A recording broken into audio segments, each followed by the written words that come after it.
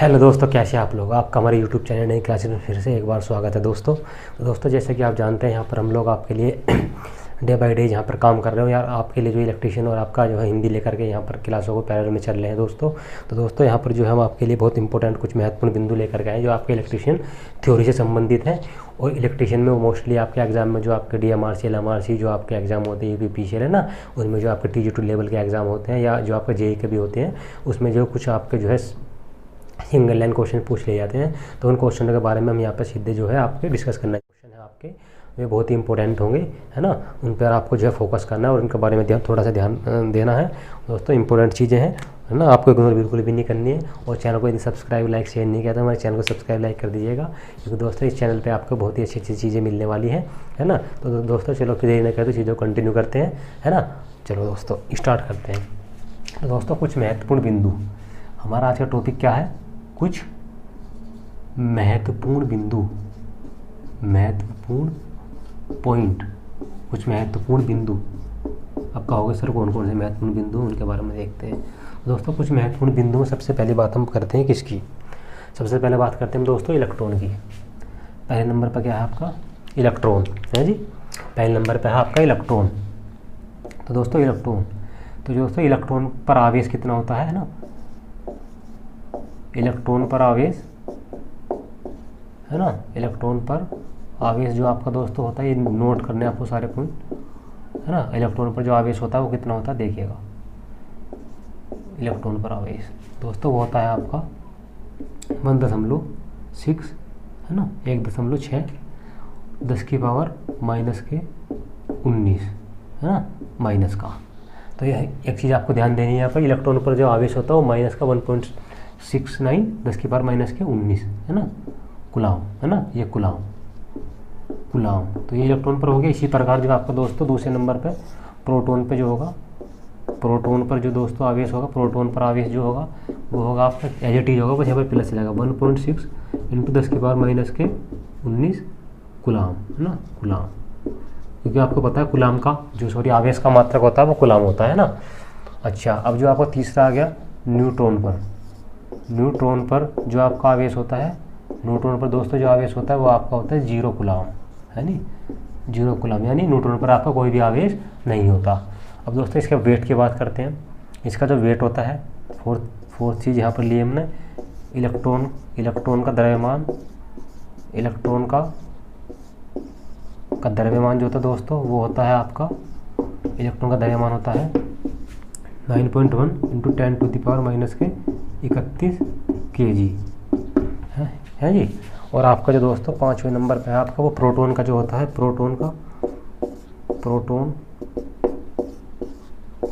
का जो द्रव्यमान होता है, प्रोटॉन का द्रव्यमान होता है आपका 1.67 × 10⁻⁻7 kg, यानी 10⁻⁻27 kg, है ना दोस्तों। और एक चीज़ आपको नेक्स्ट जो है आपका, जो आपका प्रोटॉन होगा, इलेक्ट्रॉन होगा, न्यूट्रॉन का जो द्रव्यमान होता है वो बिल्कुल सेम होता है, किसका, प्रोटॉन का।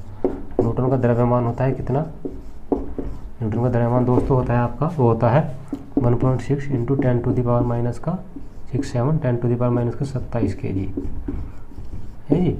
अब एक चीज़ और यहाँ पर आपको दोस्तों याद रखनी है, क्या याद रखना है वो देखिएगा, वो है आपका जो आपका प्रोटॉन का वेट होता है, यानी प्रोटॉन का द्रव्यमान, है ना, जो आपका प्रोटॉन का वेट होता है, प्रोटॉन का द्रव्यमान, प्रोटॉन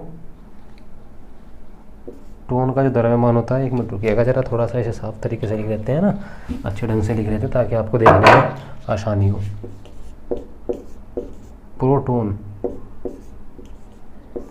प्रोटॉन का द्रव्यमान जो दोस्तों होता है, द्रव्यमान वो आपका होता है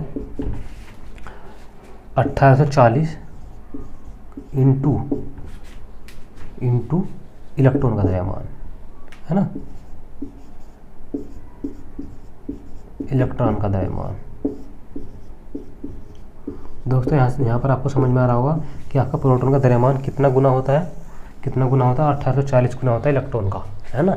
तो आपका प्रोटॉन का द्रव्यमान, ये रिलेशन कई बार एग्जाम में दोस्तों पूछा गया है, तो इस रिलेशन को आपको फोकस करना है। ये वाला रिलेशन जो है, यानी प्रोटॉन का जो द्रव्यमान होता है वो 1840 गुना इलेक्ट्रॉन के द्रव्यमान के इक्वल होता है। तो दोस्तों इलेक्ट्रॉन पर आवेश हो गया माइनस का 1.6 × 10⁻⁻19, हाँ जी। और इसका प्रोटॉन पर हो गया, न्यूट्रॉन पर हो गया 0, इलेक्ट्रॉन का द्रव्यमान हो गया, प्रोटॉन का द्रव्यमान हो गया और न्यूट्रॉन का द्रव्यमान हो गया और प्रोटॉन का द्रव्यमान आपका रिलेशन हो गया दोनों में, इलेक्ट्रॉन और प्रोटॉन में। अब नेक्स्ट जो है दोस्तों उसके बारे में बात करते हैं ना, जो नेक्स्ट है उसके बारे में बात करते हैं। तो ये दोस्तों कुछ इंपॉर्टेंट पॉइंट हम यहाँ पर लेकर चल रहे हैं, क्योंकि एग्जाम में आपके कई बार पूछे गए हैं, है ना, कई बार पूछे गए हैं। तो अब जैसे कि पूछे गए तो आगे भी आपके पूछे जाएंगे, है ना। आगे भी कुछ नहीं पता कि आपके जो एग्ज़ाम आने वाला आगामी जो परीक्षा है उनमें आपके जो क्वेश्चन रिपीट किए जाएँ। दोस्तों आपसे बस यही है कि आपको जो है इन चीज़ों को थोड़ा सा ध्यान देना है और जो है बढ़िया ढंग से इनको नोट करना है अपनी कॉपी में, है ना। ये बहुत इंपॉर्टेंट महत्वपूर्ण बिंदु। तो दोस्तों जो नेक्स्ट है वो उसे लेकर चलते हैं, इसे हम जो है रफ कर देते हैं ना, इसे रफ कर देते हैं, ये आपने नोट कर लिया होगा। अब जी बात करते हैं नेक्स्ट की। तो नेक्स्ट क्या है जी हमारा, नेक्स्ट है हमारा, देखिएगा बात करते हैं चांदी की प्रतिरोधकता। चांदी की प्रतिरोधकता, है ना, चांदी की प्रतिरोधकता।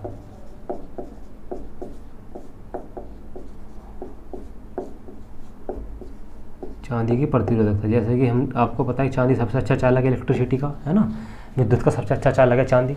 तो चांदी की प्रतिरोधकता दोस्तों वो होती है कितनी, 1.64 × 10⁻⁸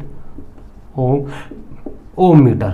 कितनी होती है, 1.64 × 10⁻⁸ जो है 8 ओम मीटर, है ना, प्रतिरोधकता। अब इसी प्रकार दोस्तों जो आपकी होती है कॉपर की जो आपकी प्रतिरोधकता होती है, कॉपर की प्रतिरोधकता होती है दोस्तों, ध्यान रखिएगा 1.72 × 10⁻⁸ ओम मीटर है जी।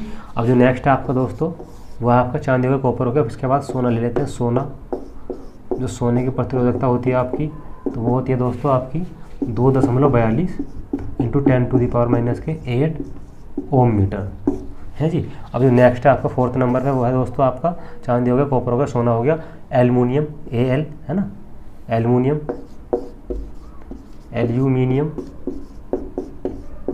एल्युमिनियम तो दोस्तों एल्यूमिनियम की जो आपकी प्रतिरोधकता होती है वो कितनी होती है, वो आपकी होती है 2.82 × 10⁻⁸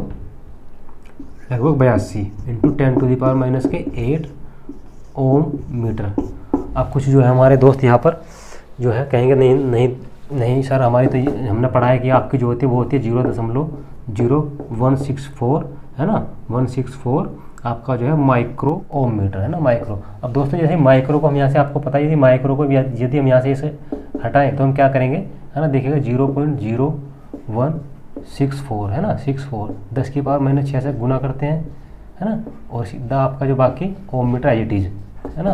तो ये आपका बेसिकली ओम मीटर में हो गया, माइक्रो जीरो मैंने यहाँ पर माइनस ले लिया। तो ये दोस्तों यहाँ पे आपने 0 काटी, 2 0 काट दो तो 2 0 यहाँ पर आ गई, तो पॉइंट यहाँ पर लग गया आपका, फिर पॉइंट दो के इधर ले जाओ, है ना, 2 0 ले रहे हैं हम यहाँ पे, 100 लिख रहे हैं नीचे। तो दोस्तों ये हो गया 1.6, है ना, 64 और 10⁻⁻6 एरिया 2 ये ऊपर हो रहा है, तो है ना 10 की पावर ये कितनी होगी, अब 8 होगी। तो दोस्तों वही तो मैं चीज़ आपको बता रहा था यहाँ पर, देखिएगा 1.64 10⁻⁻8। तो दोस्तों इसी प्रकार आपकी इसकी हो जाएगी, है ना, इसी प्रकार इसकी हो जाएगी ओम, माइक्रो ओम मीटर में लिखेंगे तो, है ना, प्रतिरोधकता इसकी भी लिखेंगे तो इसकी क्या हो जाएगी, देखिएगा इसी प्रकार सबकी जो है माइक्रो ओम मीटर में भी आप निकाल सकते हो, जैसे कि 0.01, है ना, 0.0172, है ना, micro ohm metre, micro ohm metre, है ना, माइक्रो ओम मीटर। इसी प्रकार दोस्तों इसकी हो जाएगी 0.0242, है ना, माइक्रो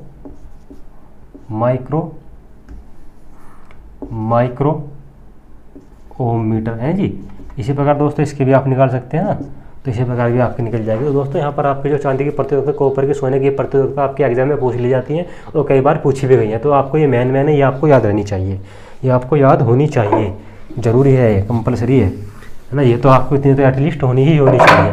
अब दोस्तों 5वें नंबर पर खींचता, तो देखिए यार चालक आपको पता है कार्बन ग्रेफाइट आपका ये है ना, सिलिकॉन वगैरह या आपके जर्मेनियम वगैरह सारे के सारे आपके अर्ध चालक हैं, है ना। तो इसकी जो प्रतिरोधकता होती है 3 × 10⁻⁻के ओम मीटर, 5 10⁻⁻5 ओम मीटर, है ना, ये आपके हो गए दोस्तों जो आपकी। चलो यहाँ पर यही है आपके, है ना, जो इंपॉर्टेंट प्रतिरोधकता है यही आपके एग्जाम में पूछी जाती है, कई बार ये आपके एग्जाम में जो है रिपीट हो चुकी है ना। तो इसलिए हम यहाँ पर आपके वही पॉइंट ये सारे डिस्कस कर रहे हैं जो आपके एग्जाम में पूछे गए हैं दोस्तों। अब दोस्तों यहाँ पर कुछ चीज़ें हैं आपको वे भी लिखनी है साथ के साथ, इसके साथ के साथ, जैसे कि, है ना, इसे रफ कर देते हैं, आपने नोट कर लिया होगा, इसका स्क्रीनशॉट वगैरह ले लिया होगा, है ना। तो इसे हम जो रफ कर देते हैं नेक्स्ट चलते हैं। अच्छा जी, देखिएगा। चलो दोस्तों, अब नेक्स्ट जो चलते हैं, नेक्स्ट हमारे पास क्या है देखिएगा। अच्छा जी, अब हम बात करें दोस्तों, है ना, जो नेक्स्ट है आपका, जो आपका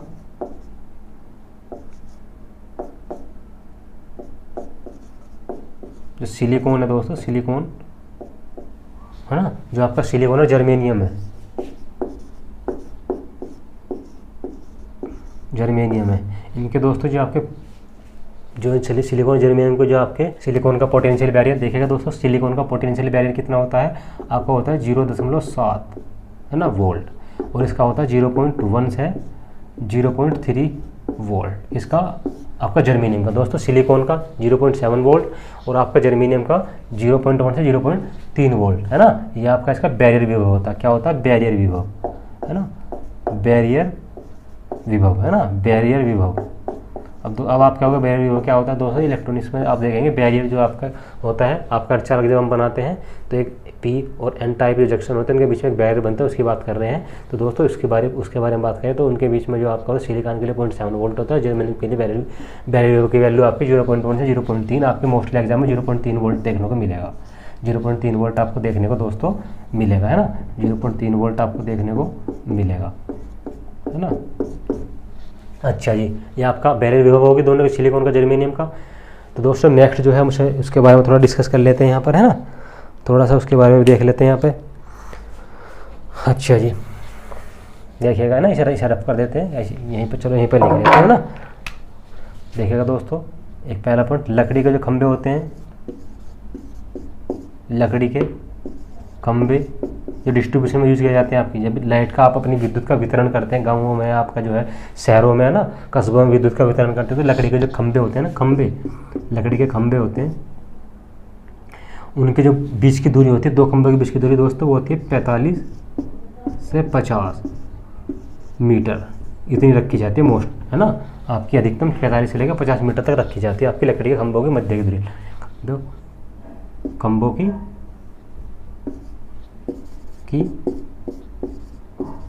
मध्य की दूरी, ध्यान रखना दोस्तों, मध्य की दूरी। अब बात करते हैं हम लकड़ी खंभे की होगी।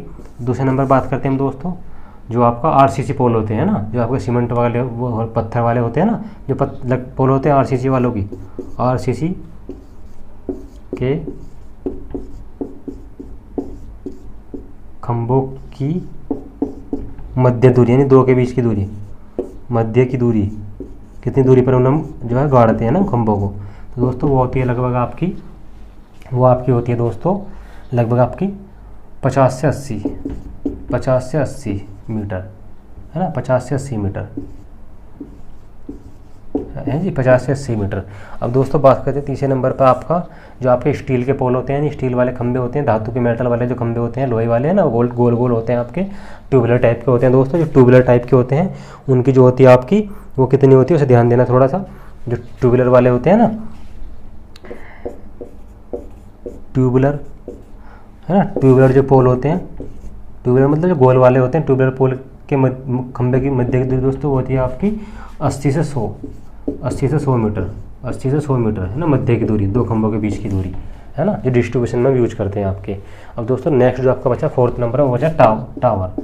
तो दो टावर जो आपके 132 वगैरह 220 kV की जो लाइन आती है उनकी मध्य की दूरी है ना, दो,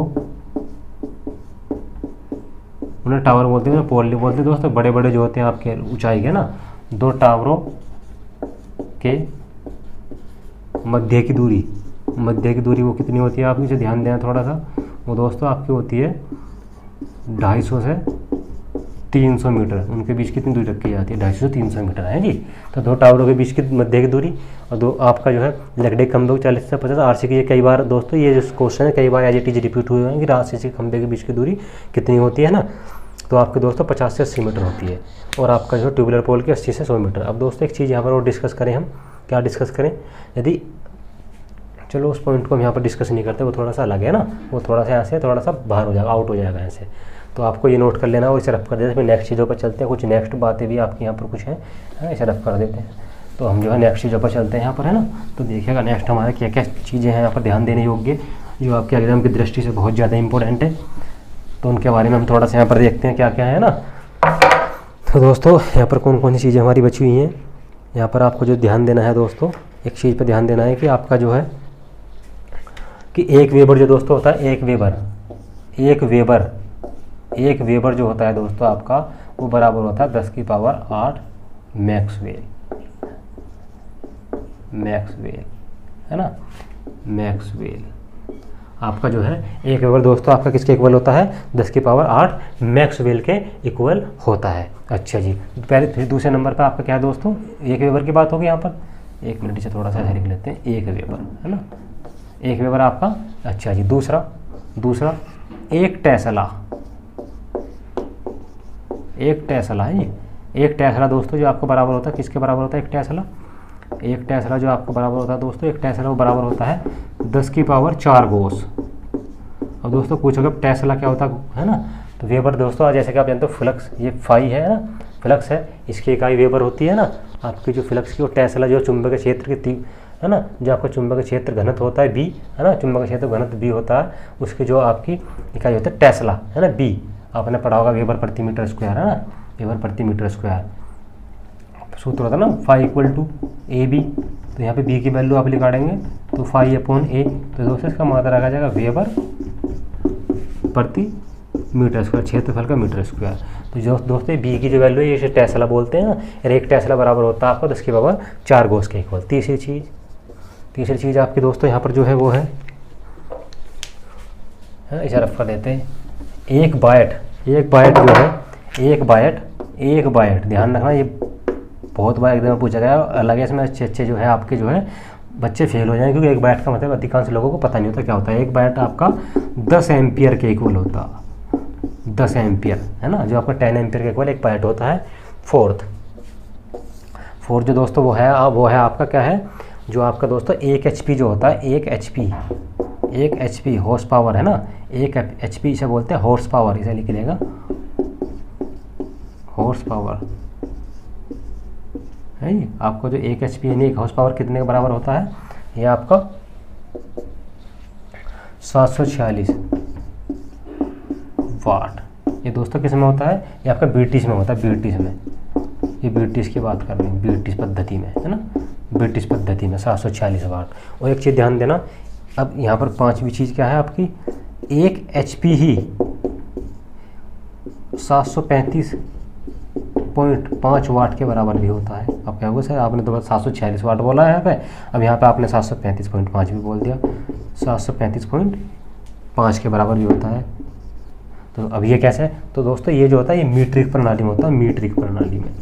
तो आपकी ब्रिटिश प्रणाली और मीट्रिक प्रणाली, है ना, दो प्रणाली होती हैं। तो 1 HP 746 वाट के ब्रिटिश प्रणाली में और 1 HP 735.5 वाट के मीट्रिक प्रणाली में। ये प्रणाली आपकी मोटर वगैरह जो आपकी है ना, उन क्वेश्चन में सॉल्व करते हैं ना, तो ये प्रणाली 735.5 वाली यूज होती है ना, 1 HP। अच्छा दोस्तों एक रिलेशन यहाँ पर लिख कर आया है आपका, क्या रिलेशन आया है देखिएगा, 6 नंबर पर जो आपका रिलेशन है वो आपका रिलेशन दोस्तों ये है, क्या रिलेशन है, उस रिलेशन के बारे में थोड़ा सा यहाँ पर आपको देखना है। अच्छा चलो पहले रिलेशन बाद में देखेंगे, पहले आप थोड़ी सी 1-2 चीज़ हो रहा है थोड़ी जो आपको अलग है लेनी है ना, क्या, जैसे कि 1 जूल जो है, 1 जूल में दोस्तों, 1 जूल में 10 की पावर 7 आर्ग होते हैं, 1 जूल में 10 की पावर 7 आर्ग, है ना, 1 जूल बराबर होता है 10 की पावर 7 आर्ग के। या आप ऐसे कर सकते हो कि 1 आर्ग बराबर होता है क्या, जब ये 1 आर्ग लगा 10 की पावर 7 डिवाइड में आ जाएगा 10 की पावर 7, तो जब डिवाइड वाली चीज़ को आप ऊपर ले जाएगा 10 की पावर माइनस के 7 जूल के। तो आप इसे ऐसे भी लिख सकते हो, बात एक है ना, 1 आर्ग यहाँ 10 की पावर 7 को डिवाइड में ले आए, और जो चीज़ डिवाइड में होती है ऊपर जाकर घात में माइनस में चली जाएगी, तो 10 की पावर माइनस 7 जूल के बराबर हो जाएगा 1 आर्ग। तो ये आपको याद रखना है कि 1 जूल में 10 की पावर 7 आर्ग होते हैं। अच्छा जी, अब नेक्स्ट जो चलते हैं दोस्तों, थोड़ा सा इसे रफ कर देते हैं, नेक्स्ट चलते हैं ना। 7वें नंबर पर आपका क्या है, 7वें नंबर पर दोस्तों है वो है आपका 1 किलोवाट में 1 किलोवाट हावर जो होता है दोस्तों आपका वो 8 है ना, वो आपका कितना होता है 860 किलो कैलोरी के बराबर होता है, किलो कैलोरी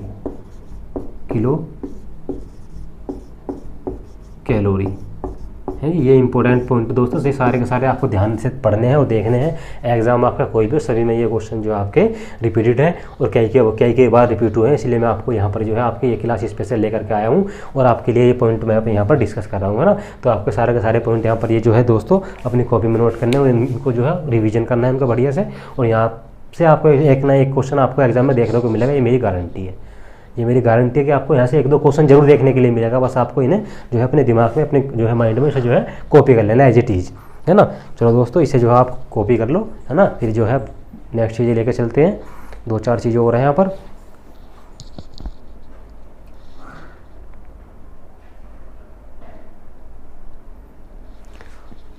अच्छा, ये रफ आपने कॉपी कर लिया हुआ, रफ करते हैं ना, इसे रफ करते हैं।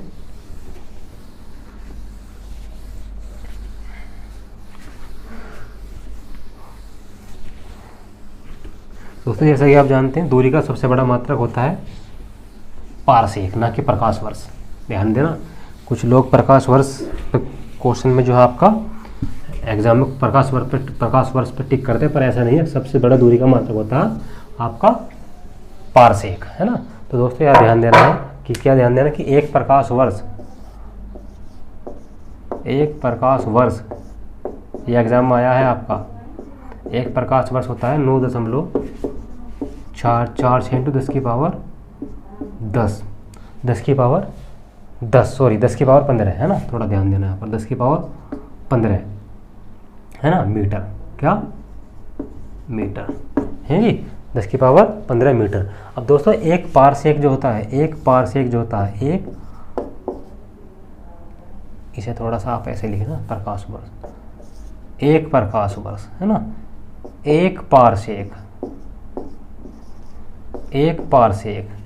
है ना। एक पारसेक दोस्तों आपका बराबर होता है, एक पारसेक जो इक्वल होता है वो आपका होता है 3.08 इंटू 10⁻⁻16 मीटर। तो दोस्तों ये आपको ध्यान देना है कि एक पारसेक जो होता है वो आपका 3.08 इंटू 10⁻16 मीटर के इक्वल होता है। तो आपको ये चीज़ दोस्तों आपको याद रखनी है ना। तो यहाँ से जो एक रिलेशन लेकर गया वो आया है कि एक प्रकाश वर्ष यानी एक पारसेक जो बराबर होगा ना, एक पारसेक बराबर जो होगा वो दोस्तों किसके बराबर होगा, वो दोस्तों बराबर होगा 3.26 प्रकाश वर्ष के इक्वल आपका होगा। तो ये रिलेशन यहाँ से जो है आपको इसको ध्यान देना थोड़ा सा कि एक पारसेक जो होता है आपका 3.26 प्रकाश वर्ष के इक्वल होता है ना। अब दोस्तों यहाँ पर एक छोटा सा चीज़ हो रहा है यहाँ पर ध्यान देनी है आपको कि आपका जो एक फैरड होता है, एक फैरड है ना, कैपेसिटेंस का मात्रक होता है फैरड, है ना। एक फैरड वो दोस्तों होता है 96,500 कूलाम के बराबर।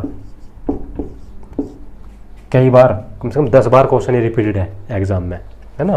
तो आपको जो दोस्तों ये सारे पॉइंट बहुत इंपॉर्टेंट है, बहुत ही एग्जाम की दृष्टि से महत्वपूर्ण है। आपको इनके बारे में थोड़ा ध्यान देना है क्योंकि ये आपके जो एग्जाम में पूछे गए हैं। अब दोस्तों एक चीज़ हो, एक BTU, एक board of trade off unit, है ना। एक BTU ये आपके होते हैं 3.6 इंटू 10⁻6, है ना। ये आपके जो है जूल के इक्वल होता है, जूल के इक्वल होता है। एक BTU की full form board of technical trade unit, board of trade unit,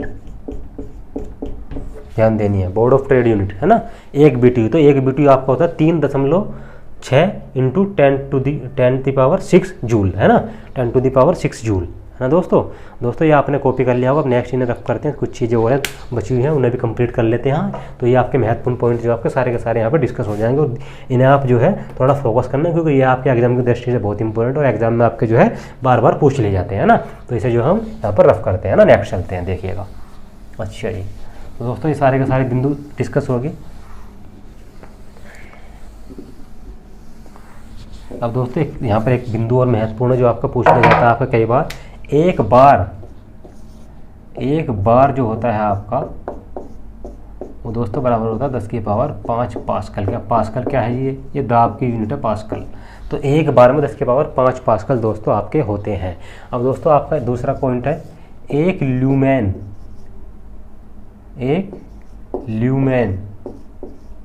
दोस्तों वो बराबर होता है 0.0201, है ना। सॉरी 1 मिनट हो गया, 0.0201 0.0016 वाट इसके इक्वल होता है दोस्तों, इसके इक्वल आपका होता है ना। यानी एक ल्यूमेन में इतने वाट होते हैं, एक ल्यूमेन में इतने वाट होते हैं। ल्यूमेन का और वाट का आपस में संबंध यानी रिलेशन है। दूसरा दोस्तों,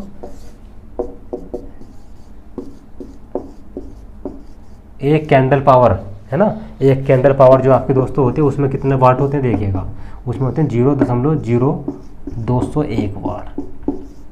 तो दोस्तों ये बहुत इंपॉर्टेंट है और एग्जाम में मैं ये कह रहा हूँ कि 10 से बार और पता नहीं कितनी बार ये आपका रिपीटेड है ना।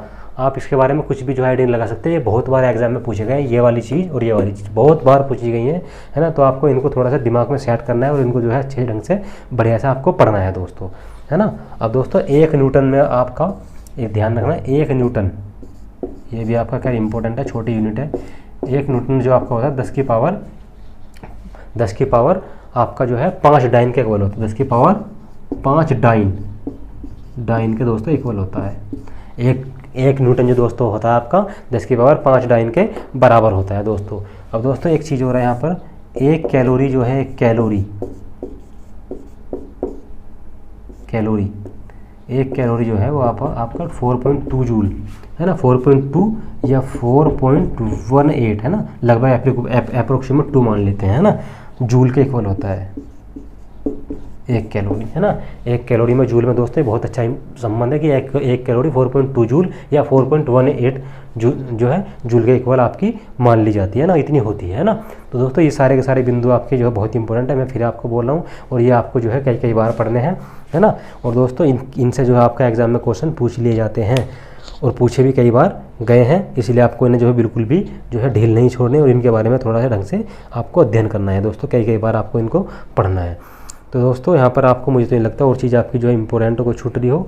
तो मैंने आपको लगभग आपके सारे पॉइंट जो है आपके यहाँ पर करा दिए हैं और आपको जो है दोस्तों यहाँ पर सारे पॉइंट आपके जो डिस्कस हो चुके हैं इनके बारे में थोड़ा अध्ययन ढंग से करना है, अपनी कॉपी में नोट करना है दोस्तों, है ना। तो दोस्तों आज के लिए इतना ही काफ़ी है ना, फिर चलो नेक्स्ट वीडियो में मिलते हैं। और दोस्तों यदि आप अभी तक आपने हमारे चैनल को सब्सक्राइब, लाइक और शेयर नहीं किया तो हमारे चैनल को सब्सक्राइब, लाइक और शेयर कर लीजिएगा, क्योंकि यहाँ पर आपको देखने के लिए बहुत अच्छी चीज़ें मिलेंगी आपकी टेक्निकल में, नॉन टेक्निकल में, है ना दोस्तों। चलो आपसे विदा लेते हैं, आज के लिए इतना ही बहुत है, ठीक है, जय हिंद।